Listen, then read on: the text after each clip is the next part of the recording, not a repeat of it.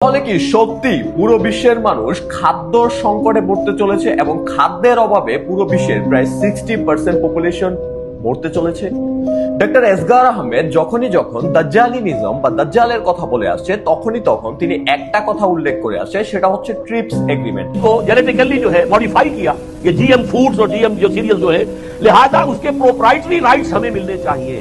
তাহলে কি এই ট্রিপস এগ্রিমেন্ট, সেটা আপনাদেরকে ডিটেলস বলার আগে একটা কথা বলে দিই। আমাদের হাদিস এন্ড ধর্মগ্রন্থ অনুযায়ী দাজ্জালের কাছে এমন কিছু ক্ষমতা থাকবে যে দাজ্জাল চাইলে বৃষ্টি হবে, দাজ্জাল চাইলে খরা আসবে, দাজ্জাল যেদিকে যাবে সেদিকে প্রচুর পরিমাণে ফসল এবং শস্য শ্যামলে ভরে যাবে।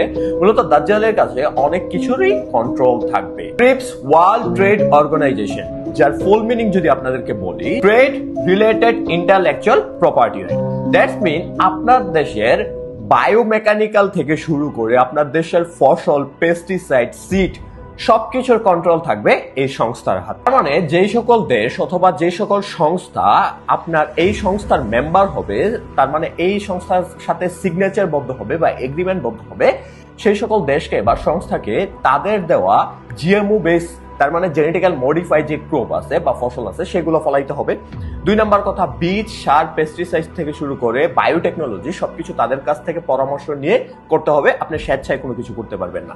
এখন দেখেন, জেনেটিক্যাল মডিফাইড ক্রপ বা জিএমএ বেসের মেইন সমস্যাটা বর্তমানে যেটা পৃথিবীর প্রায় 60% দেশে এখন হচ্ছে এই ধরনের এগ্রিমেন্টাল এক্সপেরিমেন্ট গুলো চলে। তার মানে এই ধরনের ফসলের মেইন সমস্যাটা যেটা, সেটা হচ্ছে আপনার যে ন্যাচারাল সিডের যে পাওয়ার থাকে, যে আপনি একটা ফসলকে ফলাইলেন, পরবর্তীতে এখান থেকে বীজ নিলেন, সেই বীজ যদি আবার ফলান পরবর্তীতে ফসল হয়। বাট জিএমও বেস বা এই ধরনের ট্রিপসের সদস্য মেম্বারদের যাদেরকে যে ধরনের বীজ দেওয়া হয়, ওই বীজ থেকে সেকেন্ড টাইম হচ্ছে আপনার আবার বীজ হয় না, হলেও যে ধরনের বীজগুলো হয় সেই বীজ থেকে আপনার বলতে পারেন যে আগের মতো আর ফসল ফলে না। তার মানে কৃষককে প্রতিবার নতুন করে বীজ নিতে হবে, কৃষককে তাদের কাছ থেকে প্রতিবার হচ্ছে কীটনাশক, পেস্টিসাইড, সার এগুলো নিতে হবে। কৃষক স্বেচ্ছায় কোনো কিছু করতে পারবে না। আর যে দেশ এই এগ্রিমেন্ট ভুক্ত থাকবে তাদেরকে অবভিয়াসলি কৃষকদের ওই সকল জিনিসই সরবরাহ করতে হবে।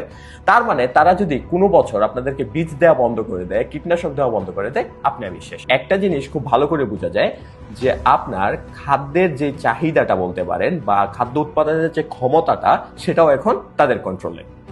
এখন এই রিলেটেড একটা ভিডিও অনেকদিন আগে আপনার হোয়াইট হাউস থেকে প্রকাশ হয়, সেটা বেশি দিন আগে না, সপ্তাহ 2 আগে হবে, যুদ্ধের মধ্যেও।